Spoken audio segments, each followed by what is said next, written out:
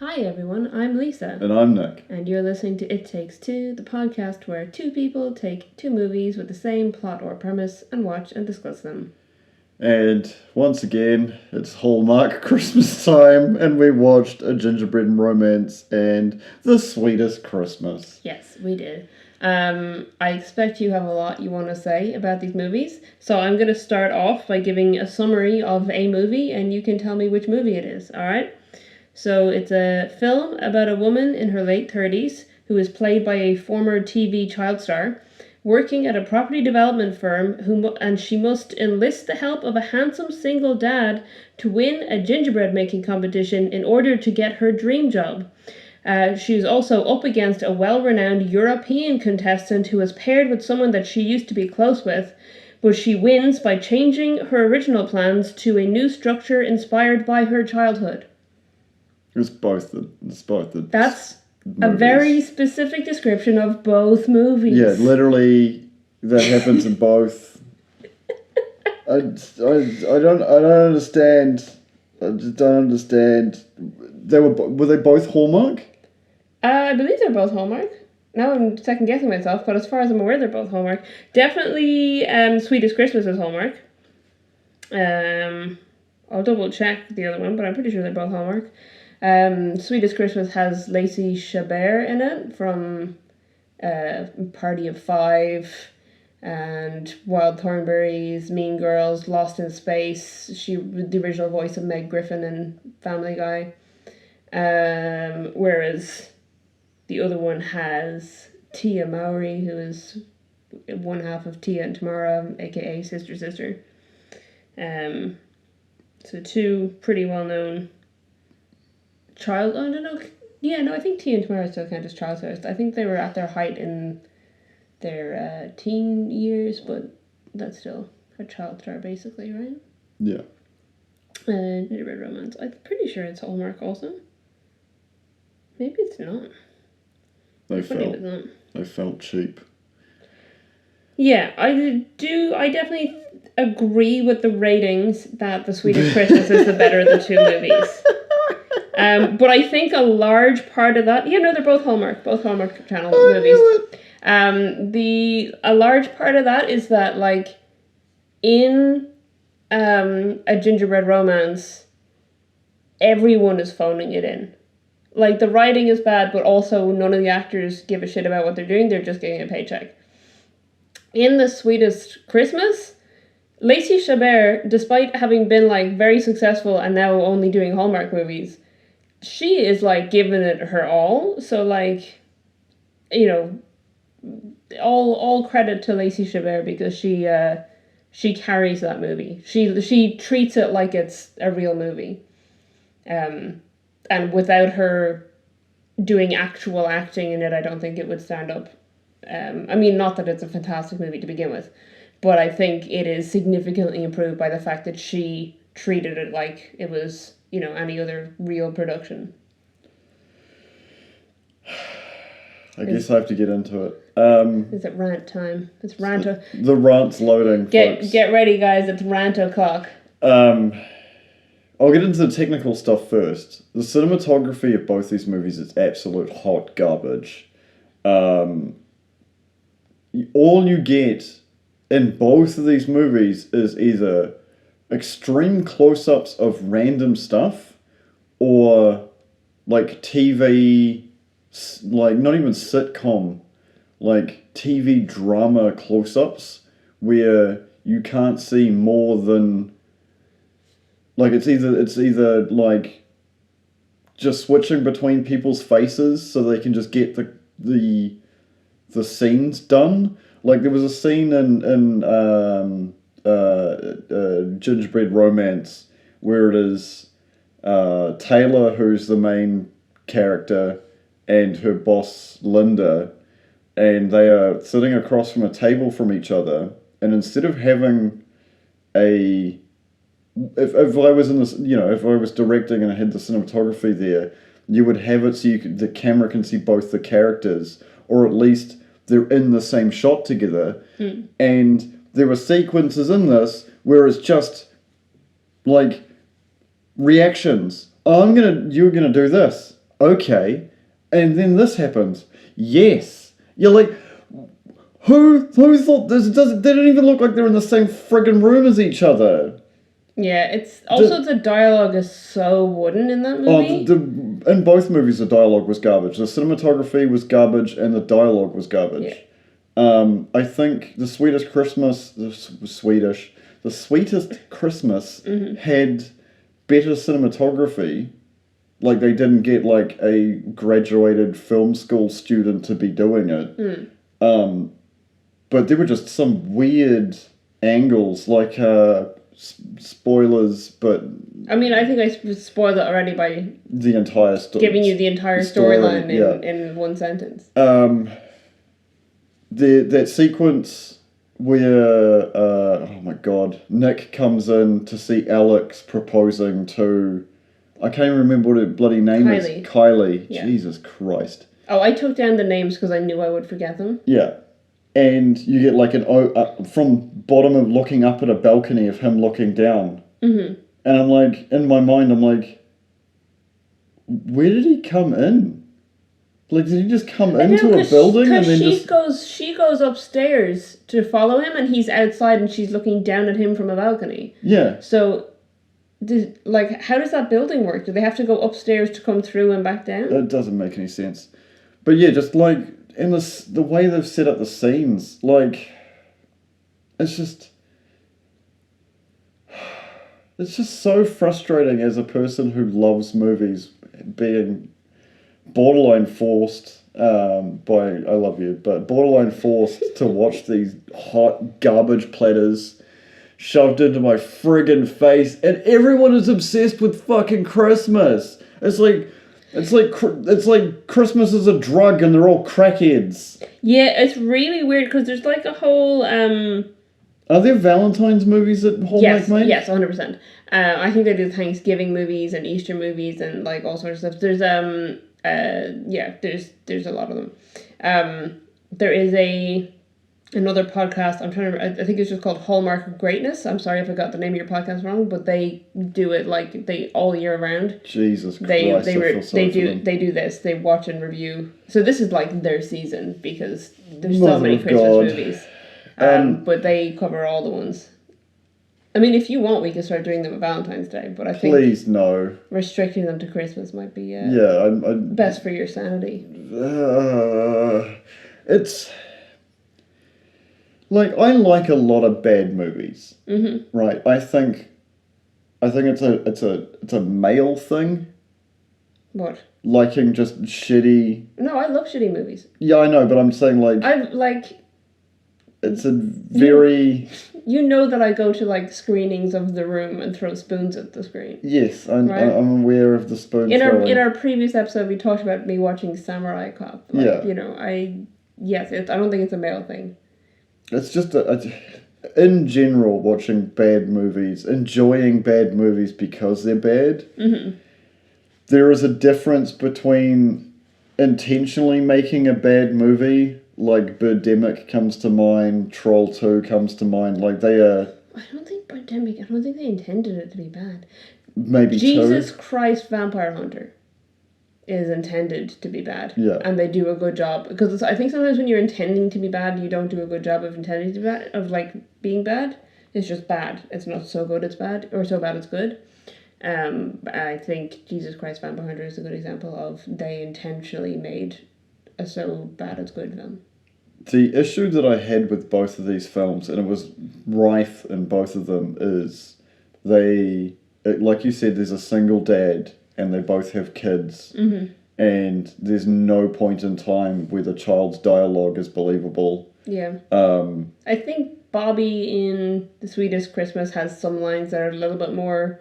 Bobby honestly real came off as... on the spectrum. Very heavily on the spectrum. I can't remember the girl's name. Brooke. Brooke was like a... See, the issue is like, when you deal with single parents, the children are very, very attached to the, especially when it comes to fathers. They're very attached to the fathers, especially when it comes to little girls. Right. Some random woman walking into this girl's life and then getting the attention at Christmas time from her father isn't going to be met with, "Oh, you're so awesome. Hey, I'm just going to like put some like random wedges in here so you like are forced together. Ha ha." That's not a child's logic. It's like, you're trying to steal my friggin' father. Back away. Not, I'm going to encourage you and invite you to stuff. There's people who want to do, like, only on television. Parent trap their parents. That is only exists on television. It's not really, but also like there's like scenes where she just keeps doing like a bad fake giggle on repeat. Yeah. It's like they said, oh, in this part you have to giggle, so she goes hee hee. It's like what is happening? Like, that's not a real laugh. What is going on? Why is everyone so obsessed with Christmas? Yeah, I thought that was funny because I took a note about that in when we were watching A Gingerbread Romance, because there's a moment where she's like, I think it's when she decides not to, spoiler it, not to take the Paris job or whatever. She's like, it feels like Christmas here, and it's like, yeah, Christmas is like 12 days, like. Or, so, you might celebrate it for a month maximum. Like, it's not the whole year. You can't base where you're going to live based on it feels like Christmas when it's Christmas. What I am going to do now, to you, the audience at home, and to you, Lisa, is I'm going to jump in and we're going to dissect both these main characters. Okay. So Taylor works for a architecture firm. She's an architect. Yeah. She travels a lot and is very close with her neighbor. Like, weirdly close with her neighbor. I think her neighbor is just like her only friend.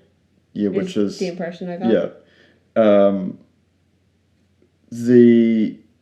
Her parents are. Oh, don't, no. Her parents are an international lawyer and a diplomat. Bullshit. And that's what a crock of shit. That's why she moved around so much as a child, and why her parents live in Singapore, and she can't spend Christmas with them because they're in Singapore. But like, I paused the movie. Yes, you got very angry. It just, because me and you have a running joke. This came up when we were trying to buy a house together. Buy a home together, and it reminds me of the running meme. You may have seen it, may have not. The meme of there was a TV show where it had a young professional couple going out and looking at houses, and they always had the most ridiculous jobs. And it's like, I volunteer part-time in an animal rescue, and my husband breeds salamanders. Our budget is $1.2 million, and you're like, fucking how? But the point being is, that is the most bullshit made up, like, how do we explain the fact that she can't visit her parents and why they're living in Singapore? Oh, she's an international... What the fuck is an international lawyer? International lawyer? I don't know. Because countries have different laws, so therefore she'd have to know the law of every single country that she has to... Yeah, and I'm pretty sure that I don't know how the bar exam works in other countries, but I'm pretty sure you had to pass the test in the country you're practicing law in. Okay. You like asked a question and then ranted over me trying to answer it. My assumption was that she works in human rights. And she's like a human rights lawyer. And her dad just happens to be a diplomat. I mean, it would make sense that they might have met through like UN. No. It takes years. Diplomat's not a job you can just be like, oh, I'm going to go to college to become a diplomat. That's not how that works. Say you went to college to become a diplomat. Because it shows them her being really young and them also leaving again. And talking about the previous year. Like, a diplomat stays in a country for a long, extended period of time. They wouldn't be just, like, flying in and out of America repeatedly. Yeah, she talks about she lived in Prague for 2 years with them. Yeah, that makes sense. Like, living multiple years in countries, that makes sense. But, like, oh, he's in Singapore now. Like, who who earns more in that position? Whose career do you put first? Or is it just, I'm not pretty sure a diplomat just gets told where you're going. I'm looking up what Amal Clooney's job is. And I'm also pretty sure you have to speak the native language as well when you're a diplomat. Yeah. So does this guy just, like, speak 16 different languages? Like, I'm just shitting on I'm not having a go So at it. Amal Clooney completed a judicial clerkship for the International Court of Justice in 2004. So there is an International Court of Justice. She's the only person that I knew was like an international lawyer. Okay. So it is a real thing, I guess. International Court of Justice, also known as the World Court, is one of the 6 principal organs of the United Nations. See, so it would make sense. She was obviously, as an international lawyer working for the United Nations, he's a diplomat, also involved in the United Nations, and that's how they met, through the UN. That makes sense. Maybe they were older having kids because they were both focused on their careers. They are not older. Okay. They are not older parents. Okay. They look 40, maybe. It's true, because she, like, when she's... They look very young still when she's, like, almost 40. Yeah. So, I don't know. Listen, but at least the job is, like, a potentially real thing.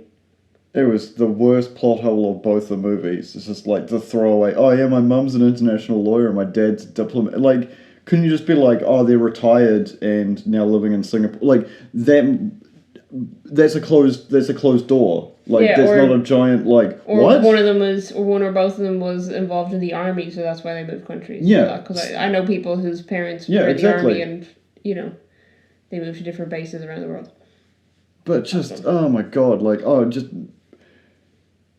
Not that it would make sense for US Army people to be stationed Well, they can Singapore. be doctors. Why can't they be doctors without borders? Yeah. Medicine, like, if you're... Because here's the thing, because I just feel like, because this is a Hallmark movie where predominantly the main characters are African Americans, I feel like they were just trying to write in a way where it makes them seem magical. And that is like a racial stereotype of magical black people that came out a long time ago, and a lot of movies have been criticized for that.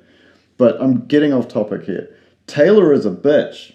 True. And I wrote it down many times. Yeah, she 100% is. I think I was less bad to her. I think what I wrote was, wow, she's shitty at interacting with other humans, is what I wrote about her. There's a sequence where, so spoilers, for jumping around in the movie, but no one cares. No one. Very few people are going to watch these movies. Yeah, please don't. Especially not this one.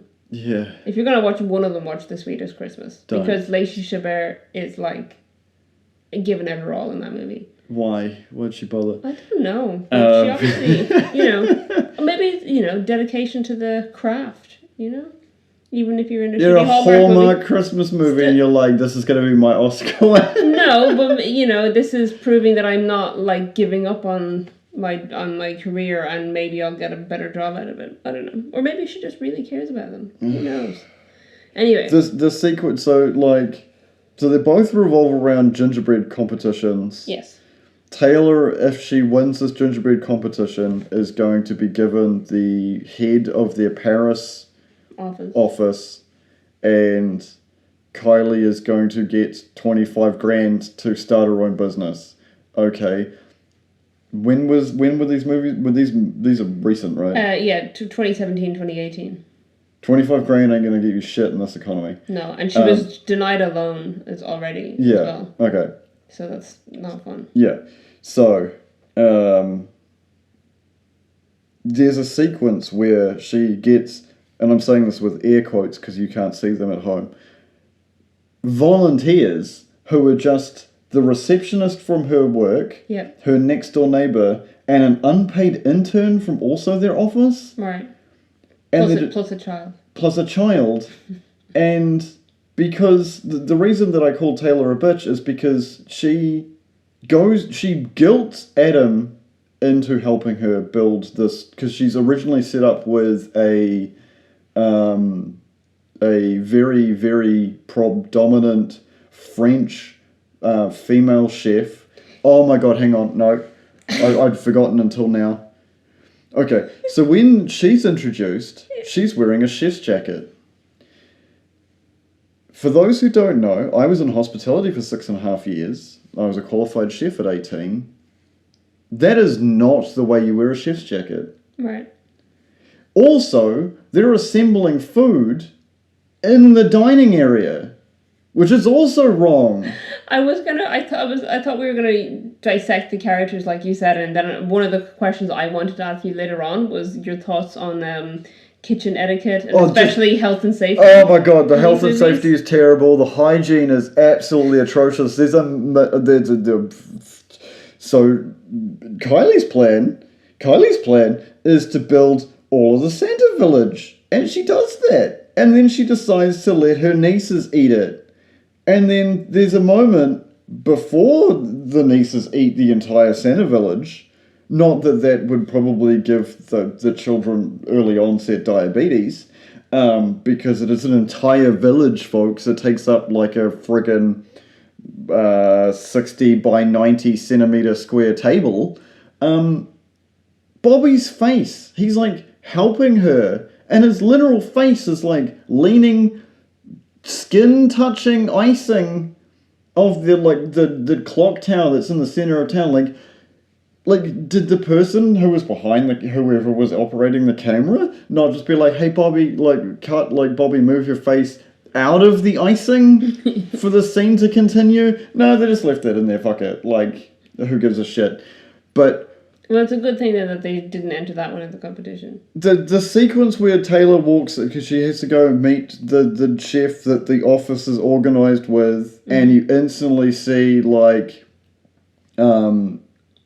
I won't use the word, but with two men interacting in the same level as like I'm in charge and the other person thinks they're in charge and the other person thinks they're in charge moment, it's a dick waving contest. Right. That happened except the female equivalent. Okay. Where Taylor walks in and she's just like, I'm in charge of everything and you'll be listening to me, and the French lady's just like, what? Yeah, That's not the conversation I had with your boss. Yeah. I'm in charge, you're just here to give me an idea. Yeah. And instantly she just signs up with their competing firm. And I completely agree with her. Yeah. Because if I was working in a kitchen and had been approached by any company, and then they were like, oh, we're going to send one of our like assistant people who's not actually super important because we just constantly send her away to different things, she's like a project manager, to come along, and she walked out into my business and started dictating shit, I would instantly quit too. She also like the French chef is like trying to get along with her version of like, oh yeah, and what kind of experience you have in the kitchen. She's like, oh none, but don't worry, I'm really good at running the show and I'll be in charge of all this. And she's like, oh, you'll be in charge. She's like, yeah, I'm really good at being in charge. She's like, what? Yeah. So that whole sequence annoyed the shit out of me. Made Taylor really unlikable as a character, which basically meant I spent the rest of the movie rooting against her. Yeah. But of course, it's a Hallmark Christmas movie, so she has to win anyway. And I will get into that momentarily. But holy shit, what just... the unprofessionalness in front of her friends, in front of the child, and between Adam, where Adam's like, no, you're in charge of making the design, I'm actually baking it. And they're like, oh, will they, won't they, like Ross Rachel bullshit the entire movie. And it's just, like, Adam didn't deserve it. Like, no. Taylor walks into his life because okay, so... Now, in fairness, they both are in the wrong with the cake delivering situation. Because the reason they meet in the first place is he delivers a cake to her office that he made for their office Christmas party. The actual competent person that works there is organised a Christmas party. Yeah. And then Ray's, who Adam works for, is the one that's catering it. Yeah. And Adam puts the cake down on a table, not realising that he's putting it directly down on architectural plans. He shouldn't have done that. That's stupid. He should have said, where do you want me to put this? And put this, somewhere like or in a kitchen or something, not just like on someone's plans on a desk. Made no sense. And then he wipes icing or frosting across the plans, and then she like is such a dick to him because he did that. I mean, I understand that she's stressed, but she doesn't react like she's stressed. She's just like reacts like he's totally beneath her. Yeah. And it's like, how could this incompetent fool have touched my plans? She's such a dick. Yeah. She's the dick for the whole movie, and she doesn't get better. Yeah. She does not improve. There's no like character arc where she like learns the meaning of Christmas or whatever, you know? She just is a dick for the whole thing. Yeah, it's terrible writing. Yeah. Like, she has no redeeming qualities, and you're supposed to be like, la la la, Hallmark Christmas. And like it's I like, said, because again, it's one of those like predominantly African American cast movies, you're just like, you should be doing better. Like, you can make white people treat people like shit because that's what people are used to, but when you have the opposite, it's like you're not helping, you're doing more damage. Maybe it's the equality that they're just going to make a shit movie no matter who's in it. But also, like I said, Tia Mowry is just totally phoning it in. Yeah. She doesn't do any actual acting for the whole movie. She just, like, says lines. Says lines, yeah. She might as well have done the Johnny Depp thing. What Johnny Depp thing? He just puts an earpiece in, and people read him the lines off things, so he doesn't have to learn them, and that's how he can make like movies. We probably couldn't afford to put an earpiece True. in. Like, she guilt trips Adam into helping her, treats him like shit, and then by the end of this movie, you're like, they've known each other for 11 days, and she does the whole like, I'm giving up my dreams of moving to Paris and taking control. I'm going to stay here with you. Yeah, she and it's like, you've known each other for 11 days. Yeah, how about be like, I'm going to go try out Paris. We'll stay in contact. Exactly. We'll see how we like, if we still want to be seeing each other. Exactly. And then I will see in 6 to 9 to 12 months' time how we're doing before I give up on this thing I've been working for multiple years because I met some cute dude with it. Like, Adam's got priorities that aren't Taylor's friggin' whims of, you know, oh, she's going to be in charge of this other project that Linda just pulled out of her butt. Like, bullshit. That's not how it works in the real world. So she literally throws away her dream job for a guy that she met less than 2 weeks ago. Yeah. Barely knows. And literally the only reason she does it, like, they haven't even, there's no, like, dating or anything that's happened. Oh, no. It's literally just that he invited her over for Christmas. No. So then they kiss when she comes over. What are you saying no to? The problem I had with both of these movies, they're both about high risk, high reward gingerbread making competitions. Yes. That's the problem? Christmas Romance, they spend majority of their time on dates rather than making anything that's related to gingerbread. They were like, oh, we have to get on this right away, and then the next scene they're friggin' ice skating. Right, that's true. Yeah, they did do that. It was like, we're gonna get your mind off this by going ice skating together. Yeah, that's not how it works. Like, I had friends who used to compete here in Wellington at the food show. Yeah. And they spent every spare waking moment working on their projects because they had to work at the same time. Yeah. Like, that's the thing that annoyed me the most about The Sweetest Christmas is that she has a full-time job. Yeah, as a receptionist at her ex's / wannabe fiance's real estate company. True. It's not a great job, but she has a full-time job and she has deadlines that she's meeting because she's event planning their whole Christmas party. Yeah. And so she has this whole full-time job. And then she drops it all to do this Christmas thing, you know, the competition.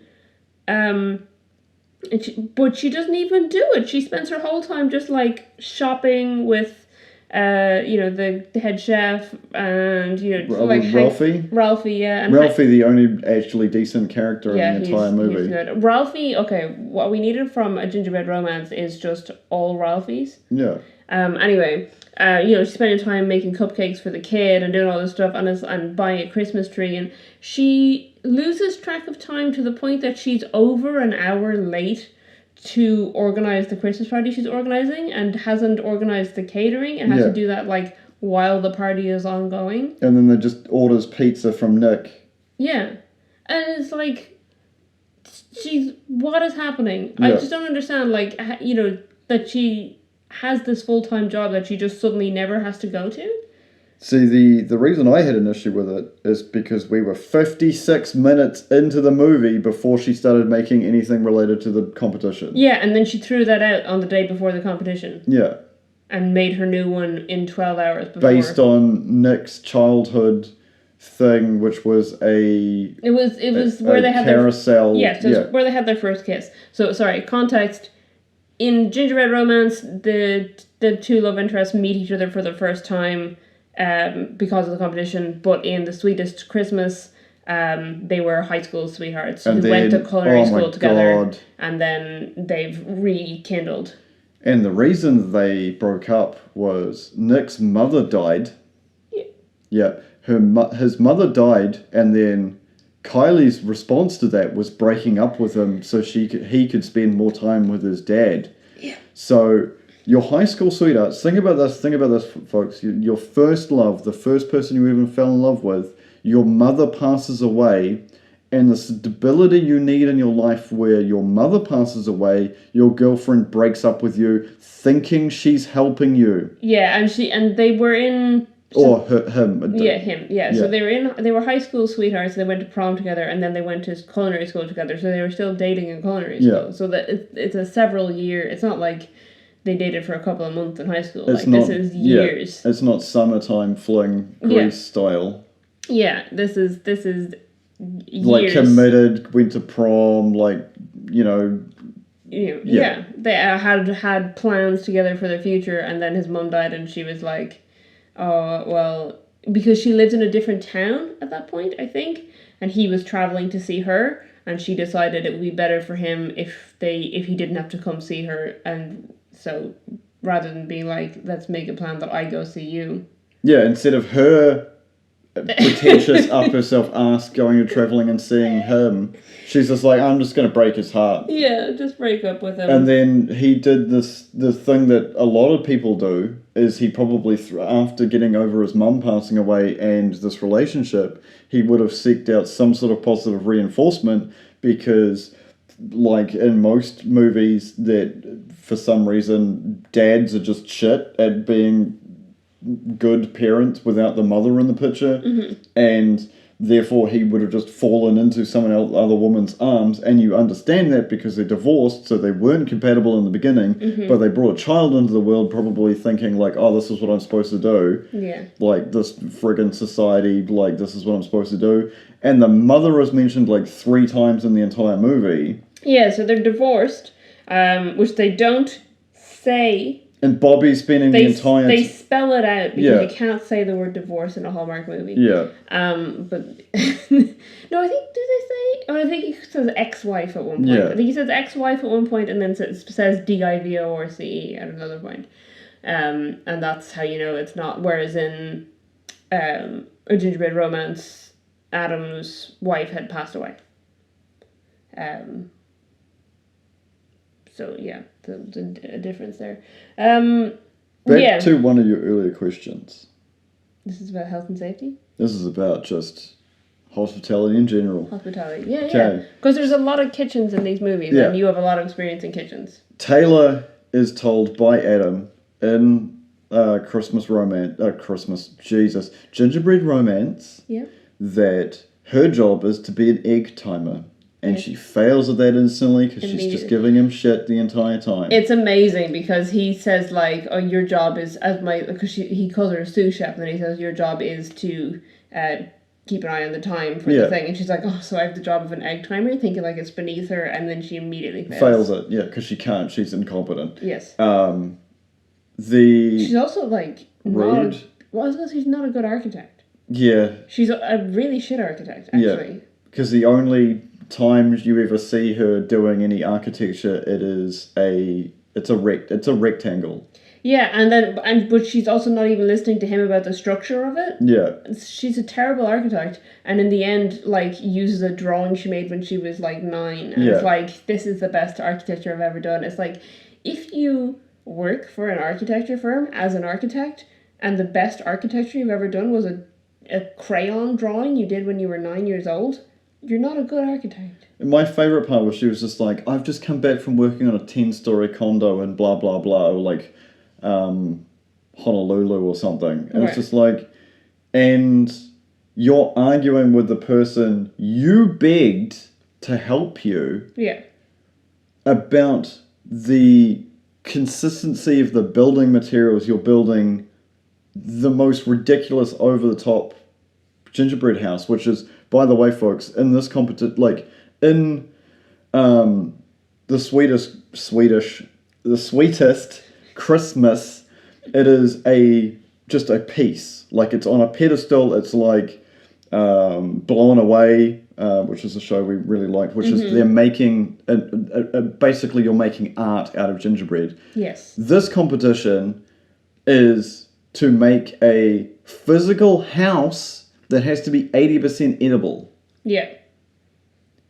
And she's arguing with the person who's baking friggin' giant chunk, like she wants like giant concrete flat slabs. Yeah, she wants like really thin slabs of gingerbread to hold up an actual like house-side structure that people can stand inside. Yeah.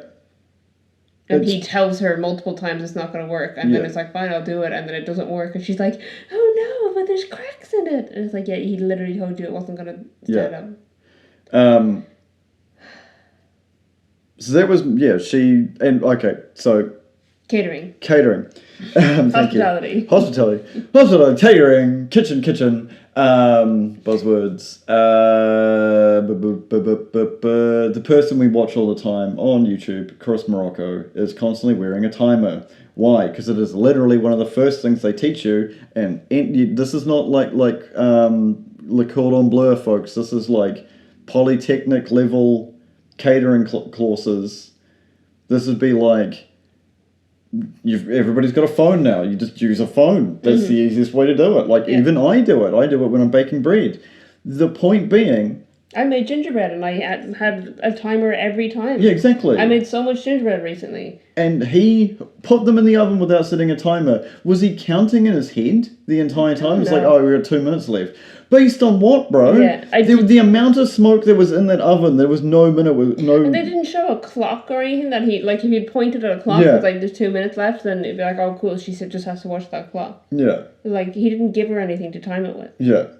It was really stupid. But she was just supposed to count to 120 in her head. I was glad that he said it was 6 minutes, because I found out that that's how long my gingerbread took. Nice. Because the recipe said 10 to 12 minutes, and I checked them at 8, and they were cremated. Yeah, you never try, because that's the thing, like, people... That's the thing you learn early on, is you never trust an oven until you learn the oven. Yeah. Because you'll be like, oh, it's this much, and then you'll check it, and it'll be done, or either it'll be, like, completely underdone or completely overdone. It's never perfect the first time. You have to learn your oven. So I had checked it, like, early, and it was already cremated. I was like, wow. Kylie, on the other hand, hanging out in Nick's pizzeria, who's the one that's just given up his, like, a giant chunk of their still trading kitchen to a person who never wears any health and safety equipment. That's the other thing. The hygiene in these movies is just a dreadful. I think I mentioned it earlier, but it's absolutely appalling. You talked about the child's face being stuck to the icing. He was just, like, half submerged into the thing, and they're just like, yep, that's fine. Kylie takes something out of the oven and burns herself. And it looks pretty severe on screen because, like... It instantly turns red. It was instantly bright red. And neither of them do anything about, like...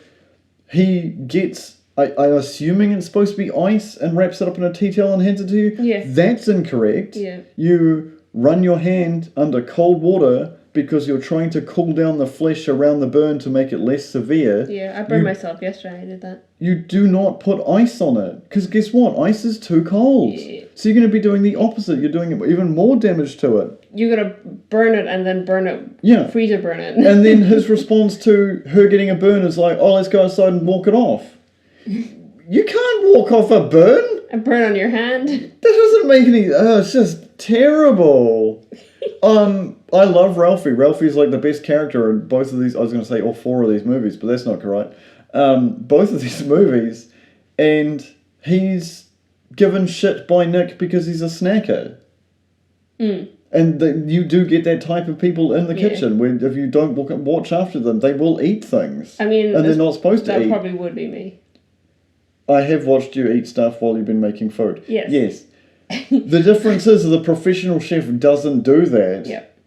Well, that's a lie. I've done it myself. But the point being is like, you realize you do it and then you wash your hands. Right, yeah, you don't go back to touching the stuff. There was not a singular scene in these movies where anybody did like any basic hygiene. Yeah. And like, I understand that they're not going to, one, eat a house, or two, eat the carousel that Kylie makes, but Adam's still working while he's like working on this project with Taylor. Mm-hmm. He's still in there with Ray's thing, making stuff, even though like there's a weird moment where it's like, oh, well, you've got leave. Take leave at the beginning to do it. he says he's taking annual leave for it, but then she puts the name of his bakery, she puts Ray's Bakery as the people who are doing it, even though it's not, it's just this one guy doing it in his spare time, and then they end up using the Ray's kitchen, and he's supposed to be working at the same time. And it's confusing. And looking after his daughter, but they just happen to find... Both of them in both these movies just happen to find friggin' babysitters like at a drop of a hat. Well, we'll just get like this random hobo. He's not doing anything to look after my underage child. Adam's got his sister. Yeah. And... Which is a weird, because it's never like mentioned until he mentions it. So in my mind, I was like, "Oh, well, this is weird. Is he gonna break up this relation, like this happy relationship?" Yeah, I was like, because I knew that he has to be a single dad. He had to be a single dad for this to work. So I was like, "All right, I don't know who this woman is, but at the moment they're trying to play it like maybe she's Brooke's mom, but they don't want to say who she really is, and then it's like, oh yeah, my sister." And I was like, okay, cool. Oh, Kylie and I can't remember what was the sister's name, Lisa. Oh, I didn't take down her sister's name. I don't think it was mentioned. Oh, stressful. No, it wasn't mentioned. Like Jill or Linda or something. No, Linda's in the other one. Linda's in the other one. Oh no. Maybe it was Jill. The point I feel like it was like a 4-letter name. Yeah, I'm gonna look it up and it's gonna be like Elizabeth or something, which is my point being, folks. If you remember back to, maybe you didn't. I don't know curriculums of every country. There is, when you have children, there are dominant genes and non-dominant genes, and dark hair, dark eyes is dominant genes. So if you have one child, there's the joke of in Incredibles about Violet. Mm. Both of them are blonde and she's got black hair. Right. It's like someone cheated. Well, it's not Mr. Incredible. Which means someone cheated. I mean, yeah. Helen wouldn't have gotten pregnant if Bob cheated. That's not how that works. You don't know that. I mean, they are supers. Yeah. So who knows? Yeah. Tina. So I was right that it was a 4-letter So Tina is very fair, like auburn, with hazel eyes, and Kylie, on the other hand, is like very dark. Her skin's darker. Her eyes are borderline. Like they're like, I'd say milk chocolatey kind of color. It's hard to describe. I don't know colors very well. And her hair is way darker. I wouldn't say black, but it's not. No, it's like my color hair. Yeah. It's a dark brown. Yeah, like the printer was like heavy on tone and very light on the older sister. Like it was very like. There's a difference between like, oh, you actually look like sisters, and are you sure it's not the mailman? I don't know, because I mean, I've met plenty of families where the sisters are that, or family members are that dissimilar. It happens. Bone structure as well? I mean, here's the thing, you met Phoebe and Isabel. Yeah. Would you have guessed they were sisters if you didn't know them? Well... That's hard because I met them in the context of them being sisters. So that's well, one is fair, very fair hair. The other is slightly darker skin and much darker hair. And I would say they've different bone structures, different, physicality overall. Like they're what? Well, You don't think when did Ireland stop delivering milk? in fairness, they both look like both their parents. Yeah. Somehow, I don't understand how that works. That they both look like both their parents, but they don't look Can super I point, alike. Can I point out to you that the three of you that I've met, The three of me. Oh God. your two brothers and yourself, there is no mistaking. You're not siblings. I've grown into that. I think people used to not think I was related to them when we were growing up, because the two of them are very alike. Yeah. They are the same person, just at different heights. That's rude. I'm sorry.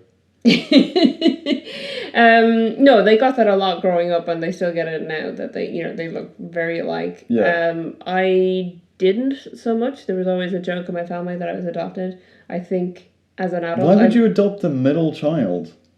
I don't know. It's a weird, or that the wrong baby was taken home from hospital, or that I was an alien because apparently I looked like E.T. when I was born. Okay.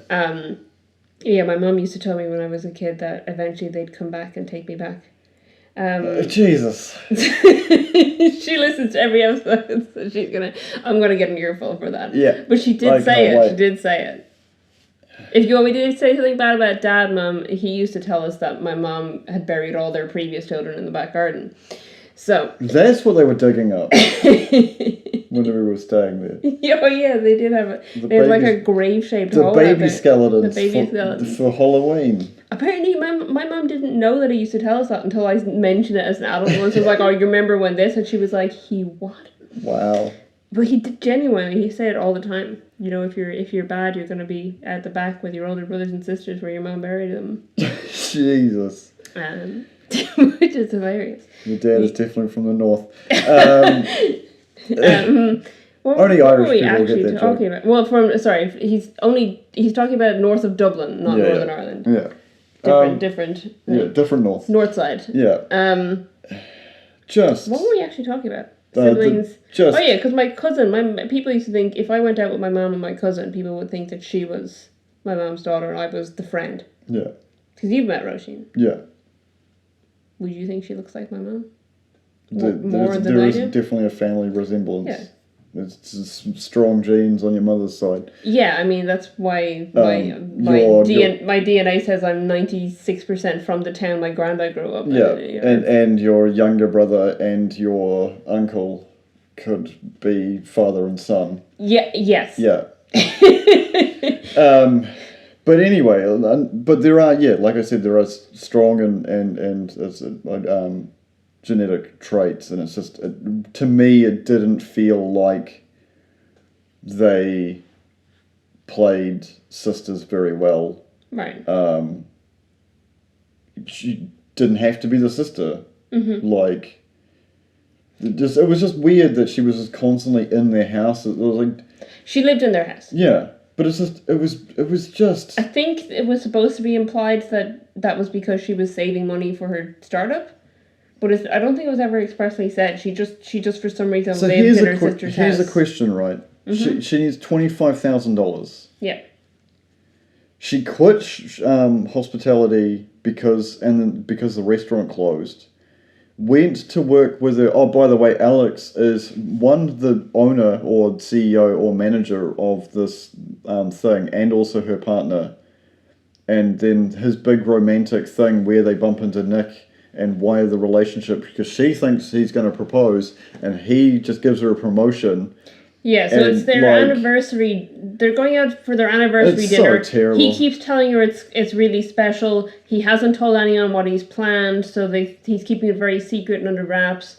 He says that she's gonna get big news or something, and then he brings her there with a blindfold on. He gets a special table and gets rose petals on it.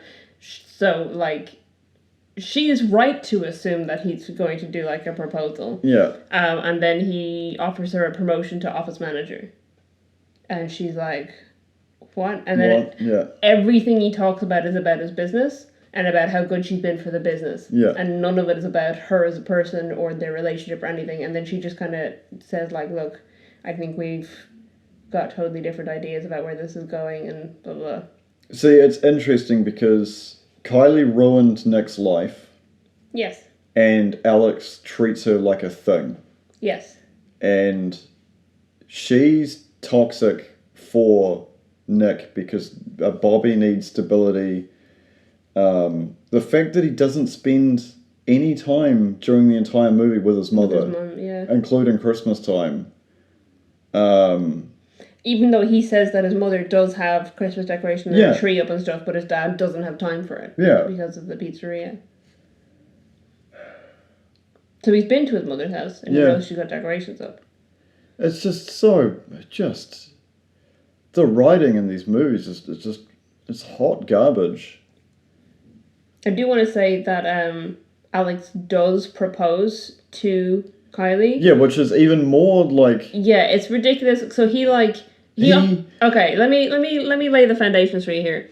He suddenly, after they've broken up, decides he wants to be supportive of her with this baking competition. So he offers her sponsorship from the company, they'll pay for all of her materials and they'll give her a kitchen to use. And she says, no, I need to do this on my own, even though she's not doing it on her own. She's doing it with Nick, whatever. And then he's talking to someone else and he's like, oh, I need to do like a big gesture. So then he sponsors the godmother of Gingerbread, who would definitely win this competition and... Just based on name alone and nepotism. Yeah, and would destroy Kylie's chances of winning and therefore destroy her chances of getting the money to start up her business. Yeah. So he's literally like massively sabotaging her and she's like, wow, he must really hate me to do this. But he's doing it so that he can use it to propose to her. You know, that's a personality disorder. Yeah? Like, grand gestures is a personality disorder. Okay. Like, thinking... That is one of the things that I really hate about, like, this toxic environment for young people's relationship that movies has created. Exactly why we were both shitting on The Notebook the other day. Right. No. Offense to anybody who thinks The Notebook is a good movie and romantic. It's toxic. It's horrible. As the guys in cinema therapy would say, fantastic for you if it's a movie that you like as like a guilty pleasure or like something, just enjoyable trash. Yeah. But if you idolize it as a real romantic thing, that it's not good. It's not actually romantic. Oh, I thought I saved the thing, but what I actually saved was something I will not mention. Okay. But I do want to say I took down a quote but the quote wasn't from the film. Okay. I took down a quote, which is what Nick shouted out loud to the TV. So there's the moment when Alex proposes to Kylie. She's like, "Oh, but you've sabotaged," because she hasn't copped yet that he's going to propose. She sees like the ring and stuff inside the gingerbread house, and she's like, and one of the rules is that everything has to be edible except for one like battery operated thing, and she's just like, "You've ruined your chances to win by putting that in there." And he's like, I didn't enter the competition to win the competition. I entered it to win you. And Nick shouted, "She's not a prize, bro. She's a human being, you chauvinist piece of shit." And I thought that was perfect. So I was like, yeah, I'm going to take that down. I did take down one actual quote from the film. Which was shortly after that when, Nick has run away and Kylie is upset that she doesn't get to tell him how she feels, and then she's like, this is what she says, "I have to tell him how I feel in the best way I know how, with gingerbread." And just like, can I just say, well done to Lacey Chabert for delivering that line and not like... Just vomiting. Yeah, or like making it sound somehow like a human might say it. Yeah. The moment that really pissed me off in that movie of just terrible dialogue and terrible decisions from the director and the cinematographer and the writer was the moment where she leaves Nick a voicemail message and then Nick's response is to literally in the same scene, folks. Like, we have a jump cut to Nick seeing his phone having a notification that he's got a voicemail. Mm-hmm. Then he rings the voicemail. Because we know, we as the audience know what's on the fucking voicemail, and yet it plays again. Fucking why? Hi Nick, I just wanted to tell you that beep, beep, beep. Oh, I got a voicemail. Hi Nick, I just wanted to tell you. Wait, what the fuck? What was the point? I just heard that happen. Why did you play this twice?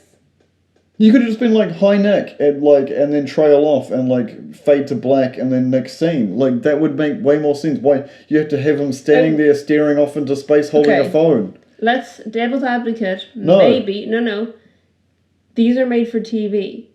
Maybe one happens before the ad break. It doesn't. The other happens right after the ad break. Maybe that cut is the ad break cut.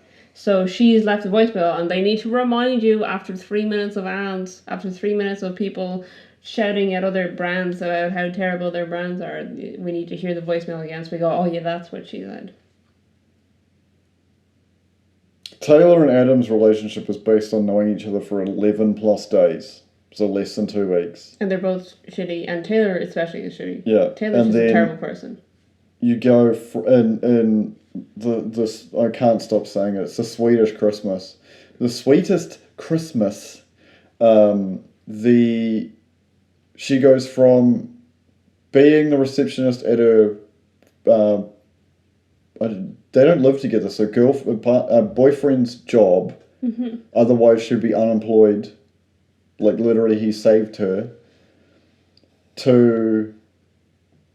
Well, he didn't save her. Well, no. I'm saying he gave her a job. Yeah, but that was a controlling thing. Yeah. Do you not remember that? They outlined that she was a renowned chef at this restaurant. The restaurant closed and she was going to move to another place to get a similar job where she'd still be a high-level chef. Yeah. And he literally got her the job in his office so that she wouldn't leave the area because he wanted to keep her. That's what I was implying, that he saved her.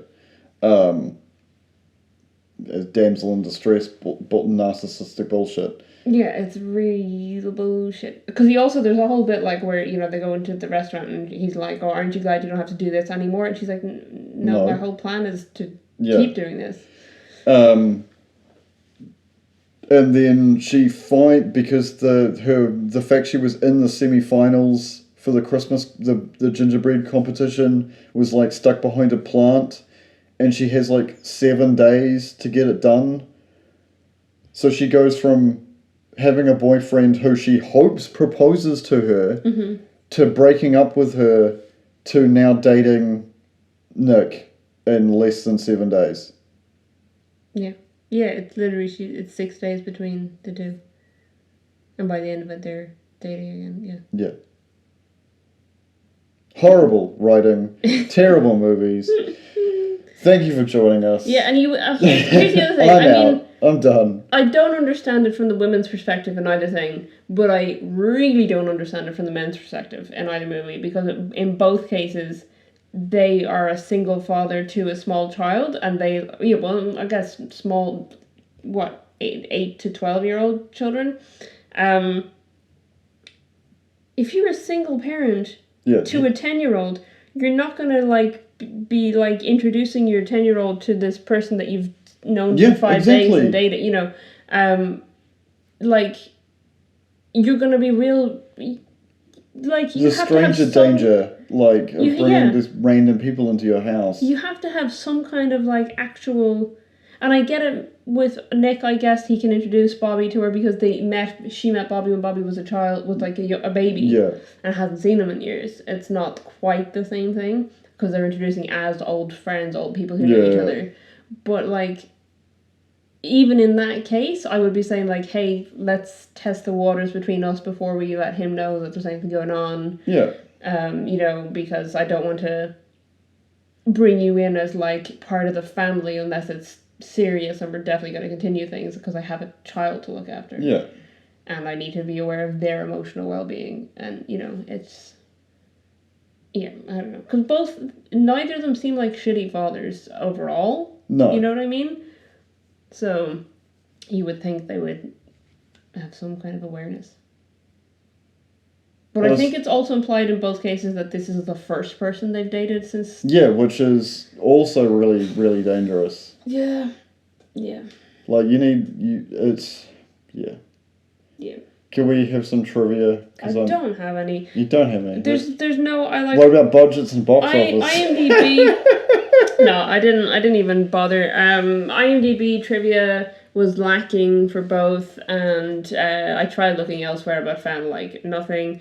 I do know that pretty much all of the trivia about the Sweetest Christmas was about the location, because it's set in the town of Helen in Georgia. But it's filmed in British Columbia, in Canada, and Helen in Georgia apparently is like a Bavarian town with all like old Bavarian style homes in it, which none of the buildings in the movie are. So I stopped paying attention to the location, honestly. Like, and then the only thing I took down from the other one is that Tia was pregnant during filming. She was apparently pregnant for the whole thing. Well, I mean, yeah, that would make sense. She's pregnant for the whole thing, but I don't know. What relevance is it really? No whatsoever. There's nothing. There's just nothing about these films. There's nothing interesting about them. There's nothing good about them, except Lacey Chabert is like actually still trying to act, and good on her, I guess. And I hope she gets roles in something better than Hallmark movies. Well, unless she doesn't want them. Unless she only wants Hallmark movies. In which case, keep doing them. Keep on trucking, because Lisa will keep forcing me to watch them. Oh, but what I was gonna say is here's the thing. If we're gonna keep watching Hallmark movies every Christmas, and there's only one actor who's bothered to actually act in them, I'm quite happy to watch her again. You know what I mean? She's in a lot of them. Apparently. I know what you mean. I know what I'm feeling. Yeah. Just screaming and running for the hills. Well, here's the thing. Both of these actresses are in other Hallmark movies, but I'm not looking forward to seeing any other movies with Tia Mowry in it, whereas I'd quite happily watch another Lacey Chabert movie. I'm dead. You're dead. Died. Okay. Bury me. All right, let's wrap up then, because this is actually, it's gone over an hour, which I wasn't expecting. I thought because I spent the middle part 40 minutes ranting about how stupid both these movies are, probably. Oh yeah, no, I knew that was going to happen, but I still thought it would only be 45 minutes or so. All right. If you want to hit us up on social media, you can find us on Twitter and Instagram at ittakes2_pod, or on Facebook at ittakes2pod. Our website is ittakes2.co.nz. You can find reviews on there. You can find other episodes. You can find links to our social medias, and you can find a link to our Discord, which we will also link in our show notes. So please join our Discord if you have Discord, or if you're willing to get Discord, and you can join in episode discussions and post photos of your pets, and tell us how shit we are as podcasters, or how great we are as podcasters, or give us feedback or suggestions for episodes, and just have a chat. Yep. Yeah. I can't add anything to that. Sweet. All right. Well, take care. Then. We'll catch you next time. Bye.